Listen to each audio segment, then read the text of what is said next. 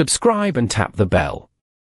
Twice a day, we bring you the real words of the Stoics, not paraphrased, not softened. Somewhere in his private notebook, written in a military tent on the Danube frontier, Marcus Aurelius wrote down a single sentence that has outlived nearly everything else he ever recorded. Translated by George Long, the impediment to action advances action. What stands in the way becomes the way. Nearly 2,000 years later, a contemporary author borrowed the second half of that same line as the title of a best-selling book, and the phrase has circulated ever since as a kind of modern motivational slogan.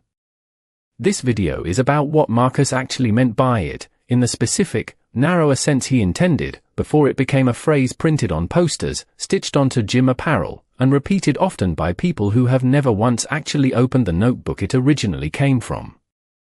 The line comes embedded in a passage about fire, of all things.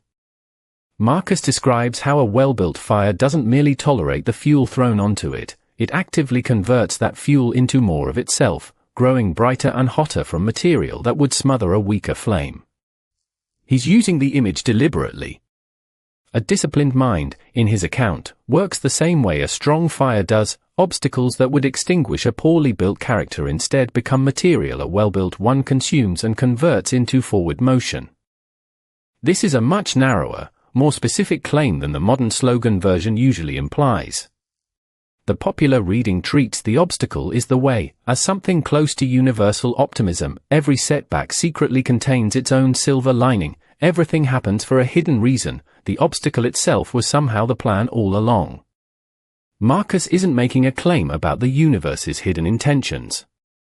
He's making a claim about a specific mental skill. A trained mind can redirect the energy of an obstacle into the response required to meet it, the way a fire redirects fuel into flame. The obstacle doesn't become good, and it doesn't stop hurting. It becomes usable, which is a considerably smaller and more honest promise than the poster version tends to make. Marcus's choice of fire as the image wasn't incidental.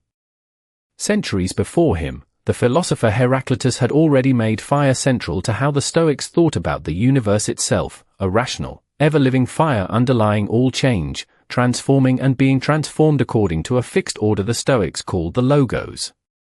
When Marcus reaches for fire converting fuel into flame, he's not inventing a fresh metaphor out of nowhere.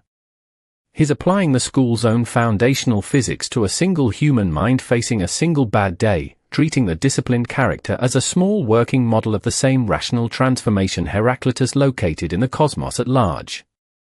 Epictetus supplies the mechanism underneath Marcus's fire image, in language that's less poetic and more like an instruction manual. He teaches that every external difficulty arrives already paired with a matching internal capacity built to meet it exactly, courage matched to danger, patience matched to insult, endurance matched to pain. The impediment to action, in Epictetus's account, only advances action because the person facing it already possesses the specific tool the obstacle calls for. Take away that trained capacity, and the same obstacle stops advancing anything at all. It just blocks, the same as it would for anyone who had never once bothered to prepare for it. That distinction matters more than it sounds like it should, because it's the entire difference between a slogan you repeat it yourself and a skill you actually spend years building on purpose. The obstacle is the way printed on a poster asks nothing of the person reading it.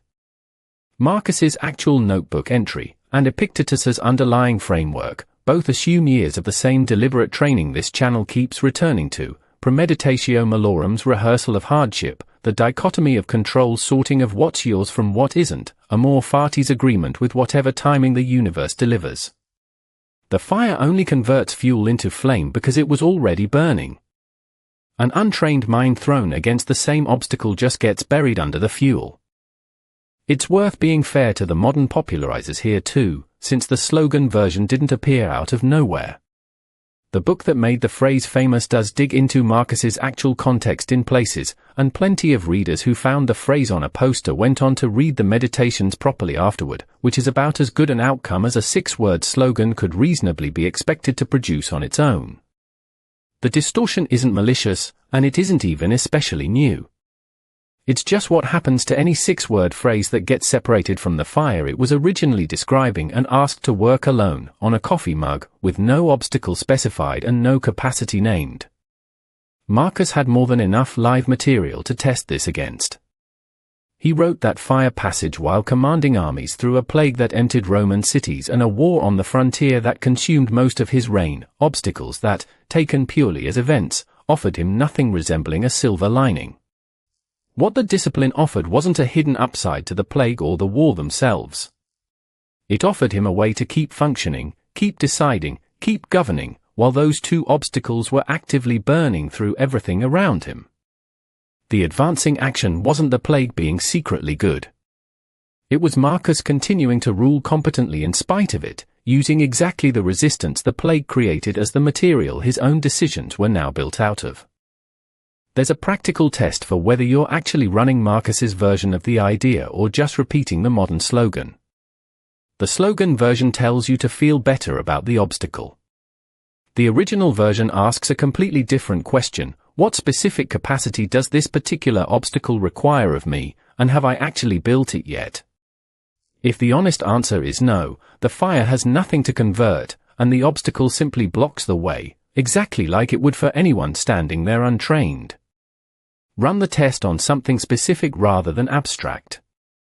A cancelled project isn't automatically the way just because you decide to feel positive about it. It becomes usable only if you can name the exact capacity it's asking for, patience while a new plan forms, honesty about what the failed version actually taught you, the discipline to redirect the same effort somewhere it can still land. Name the capacity, and the obstacle has fuel to convert. Skip that step, and the sentence is just a poster, no more load-bearing than any other slogan that asks you to feel differently without asking you to do anything differently first, a fire with no fuel, admired from a safe distance, quoted often on gym walls and motivational feeds, and never once actually asked to burn. Hit subscribe and turn on notifications. We bring you Marcus Aurelius, Epictetus, and the Stoics they trained, straight from the source, twice a day.